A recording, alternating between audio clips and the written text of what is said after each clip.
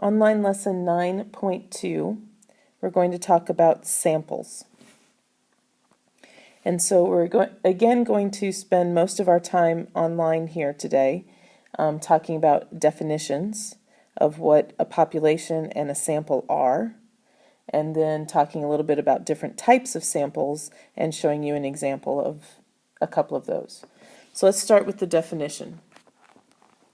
A population is simply a group of people or objects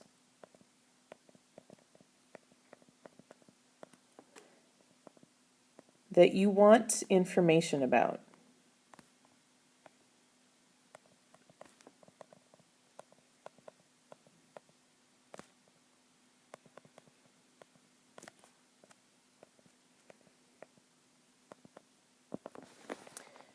Okay, so any large group of people or objects that you're curious about something and you want information about them, that's going to be your population.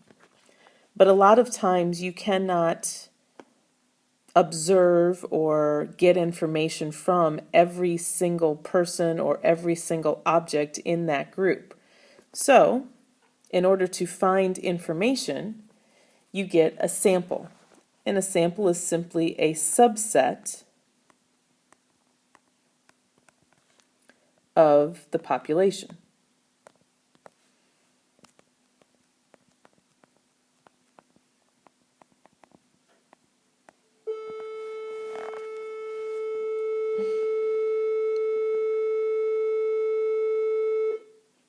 Sorry, I'm doing this at school on our Thursday holiday, so the bells are still working. Okay, so for example, if you wanted to know something about how Concordia High School students feel about a particular issue, well, the chances of you talking to every single Concordia High School student is pretty slim. That would be difficult to do. And so you would talk to a few of them, a certain sample of that population, and hopefully be able to analyze their thoughts about the issue to come up with a broader understanding of what all of Concordia High School students might think. So the Concordia High School students would be your population. That's the group that you want to know something about. But then you would probably only talk to a portion of them, and that would be your sample. Okay, so there are different ways that we can get our samples and get the information that we're looking for. And so there are four in particular that we want to talk about. The first one is called the self-selected sample. And in a self-selected sample, members of a population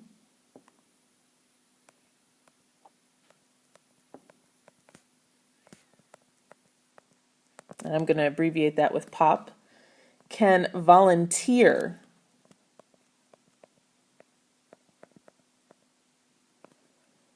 to be in the sample.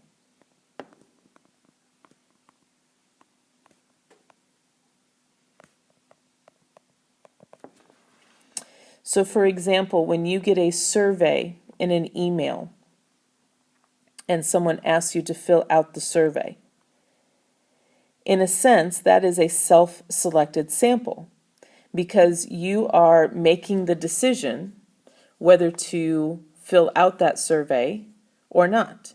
So by making the decision, if you choose to fill out the survey, then you are volunteering to be in the sample. You are filling it out, you are sending that information back in, you are now part of the sample that they are trying to get information from. Whereas if you don't fill it out, then you're choosing not to be part of the sample. So that would be an example of a self-selected kind of sample. Second type is a systematic sample. And in a systematic sample, a rule is used to select members of the population.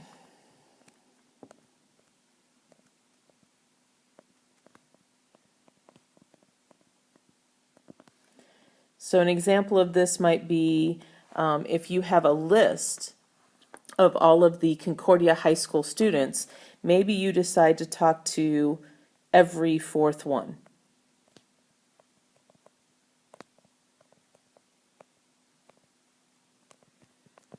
Okay, so that's a rule that you're applying to come up with the sample of students that you would want to get your information from. So that's considered a systematic sample. A convenience sample are easy to reach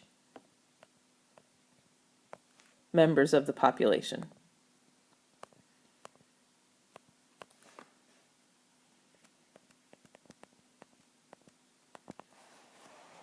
Okay, so for example, if we again want to get information about Concordia High School students, maybe you decide to ask everyone in your advanced algebra class.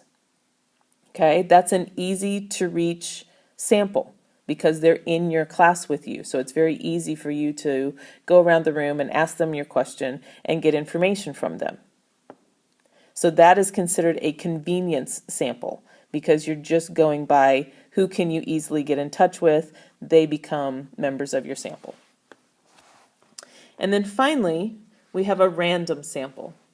And in a random sample, each member of the population that you're interested in has an equal chance of being selected.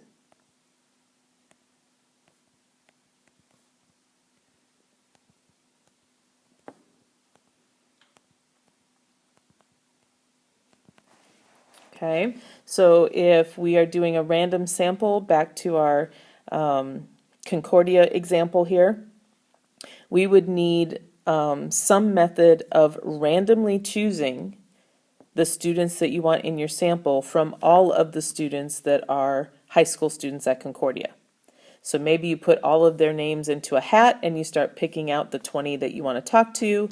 Maybe you use a random number generator and you pick the students on a list that correspond with that number. Something that gives every single high school student an equal chance of being selected.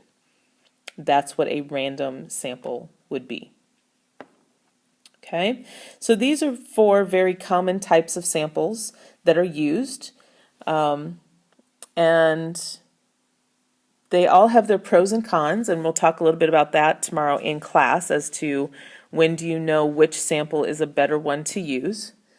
But just as a quick example here to make sure you understand kind of which type we're talking about, we have a situation that's written on your notes page where a sports writer wants to survey college baseball coaches about whether they think wooden bats should be mandatory throughout college baseball. And so we have 2 different scenarios here of how he might go about collecting his information. So your population here is college baseball coaches. Okay, that's who he wants information from. That is the big group that he's interested in. So college baseball coaches are the population. But obviously, he's probably not going to be able to talk to every single college baseball coach in the country. So he's going to get a sample of them, a subgroup of them.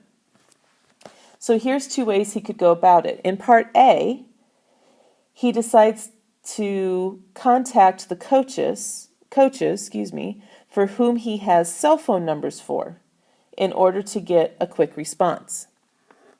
Okay, so that's one way he could get information. He could just look through his cell phone, see which college coaches he actually has a contact number for, and call them up and ask them. Now I want you to pause the video for a second, and I want you to answer which type of sample do you think that would be?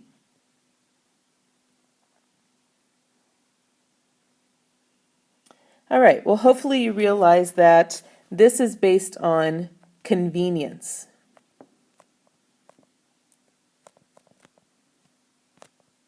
Whichever coaches he has in his cell phone contacts are people that would be easy to contact, they're easy to reach, and so this would be a convenience sample. Okay, now in the second scenario, he decides instead to mail out surveys to all of the coaches and use the surveys that get returned. So again, pause for just a moment and answer which type of sample you think this would be.